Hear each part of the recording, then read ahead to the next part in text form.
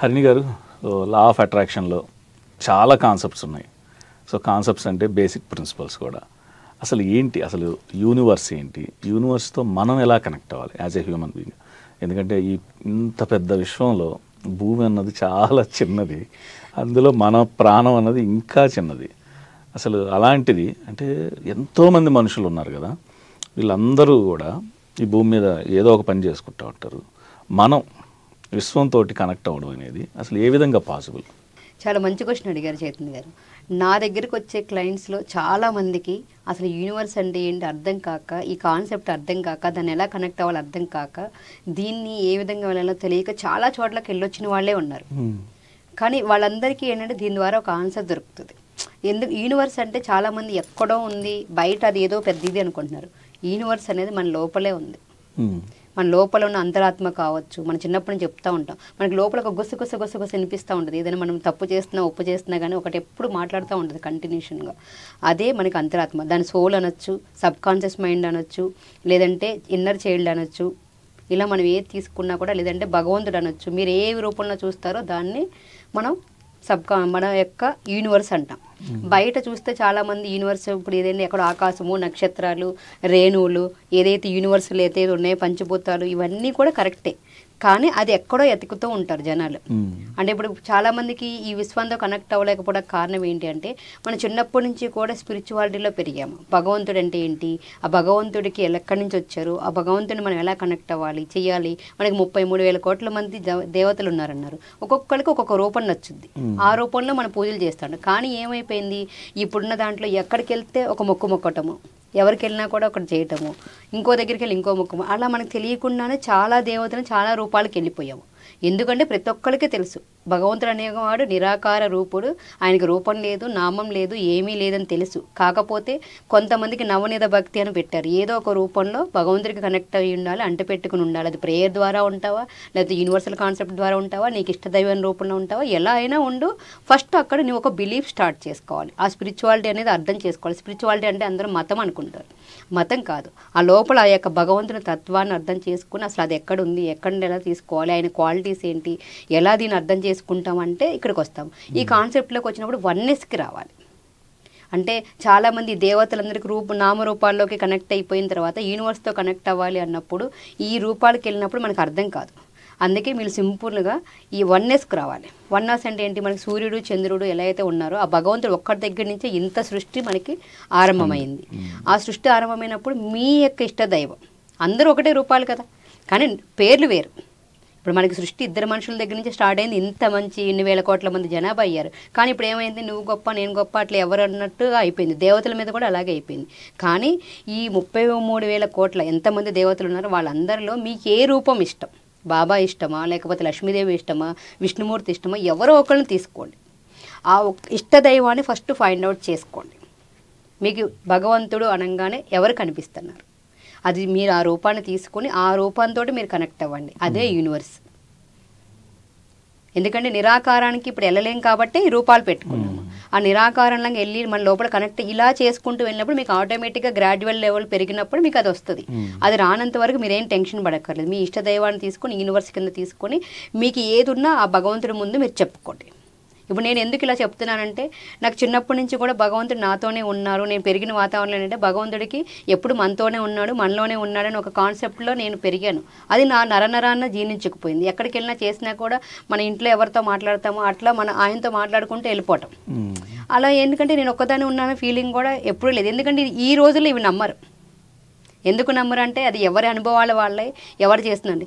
ఇంకోటి నాకేంటి కొద్దిగా వచ్చినప్పుడు కూడా ఏంటంటే ప్రతిదీ కూడా ఆయన అక్కడ కృష్ణుడు ఉన్నాడంటే కృష్ణుడు ఉన్నాడని మాట్లాడుకోవటము, ఏ రూపంలో ఉంటే ఆ రూపంలో మనకి ఇది మాట్లాడుకో తెలిసినంత వరకు కూడా ఏంటంటే కృష్ణుడితోటి మాట్లాడుకునే వాళ్ళం. ఆయన ఇక్కడ భగవంతుడు ఉన్నాడు, ఎక్కడ అమ్మవారు ఉన్నారు, ఈ రూపంలో ఉన్నారు, ఆ రూపంలో ఉన్నారని.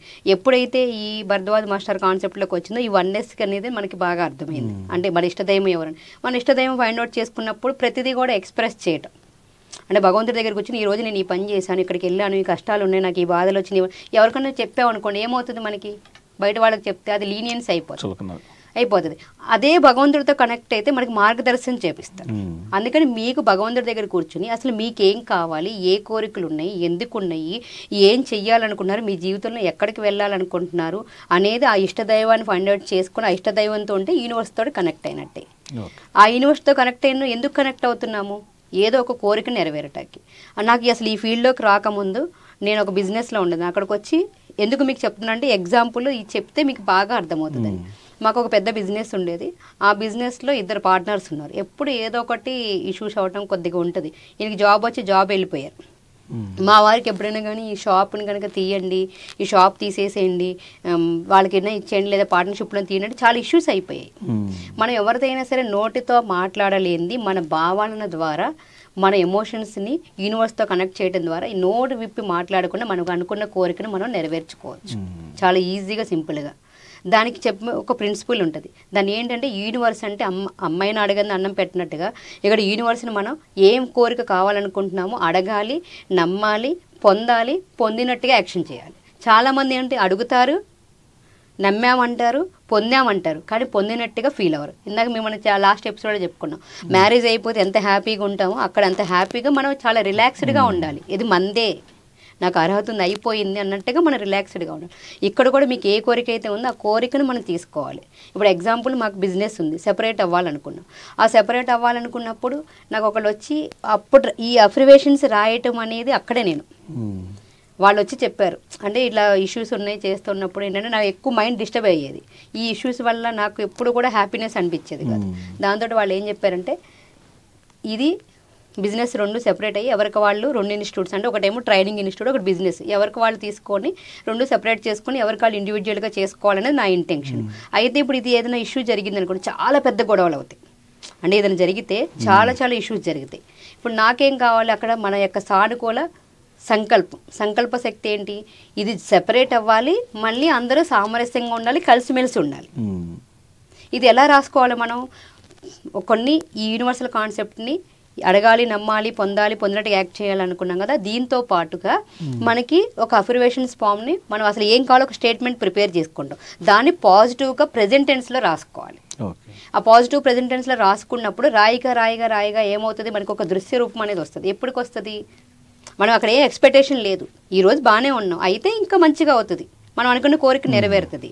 ఎక్స్పెక్టేషన్ పెట్టుకోకుండా ఓపికతోటి చేయాలి. ఆ ఓపికతోటి చేసేటప్పుడు ఏం చేయాలి, పూర్తి విశ్వాసంతో ఈ సెంటెన్స్ని రాసుకొని ఆల్రెడీ అయిపోతే ఎంత హ్యాపీగా ఉంటామో అయిపోయినందుకు థ్యాంక్ యూ చెప్తూ ఉండాలి. అది దాన్ని పాజిటివ్ అఫర్మేషన్స్ అంటాము. ఆ అఫర్మేషన్స్కి ఏంటి, దాని స్టేట్మెంట్ అనొచ్చు, సంకల్పం అనొచ్చు, అఫర్మేషన్స్ అనొచ్చు, ధృవీకరణలు అనొచ్చు, ఏదైనా మీరు ఏ పేరు పెట్టుకున్నా మన యొక్క కోరికను అక్కడ ప్రజెంట్ చేస్తున్నాము. ఆ కోరికను రాసుకోవాలి. నేనేం రాసుకున్నాను, నాకు ఎప్పుడు కూడా అందరూ రిలేషన్షిప్ అంటే చాలా ఇష్టం, అందరూ కలిసి ఉండాలి, ఈ బిజినెస్ డబ్బులు అన్నీ ఎక్కడైనా వస్తాయి, ఇది కలిసి ఉంటేనే అంత హ్యాపీనెస్ అని నేను మెయిన్ కలిసి ఉండటానికి అక్కడ సత్సంకల్పం. అంటే మనం ఎవరికాళ్ళు స్వార్థంగా విడిపోవాలి, నాది నాకు ఉండాలని కాకుండా మళ్ళీ అందరూ కలిసి ఉండాలని ఆ యొక్క అమాయకత్వంతో నేను రాసుకున్నాను. ఏం రాసుకున్నాను, నాకు అందరూ కలిసి ఉండాలి, ఈ ఇన్స్టిట్యూట్స్ ఏవైతే ఉన్నాయో 2 సెపరేట్ అయిపోయినాయి, కానీ ఇదంతా చాలా సామరస్యంగా సఖ్యతగా జరిగింది. ఇది జరిగిన తర్వాత కూడా అందరం కలిసి చాలా హ్యాపీగా ఉన్నాము. 1 మంత్ నేను రెగ్యులర్గా ప్రతిరోజు రైట్ చేసుకునేదాన్ని, ఇంకా పడుకునేదాన్ని.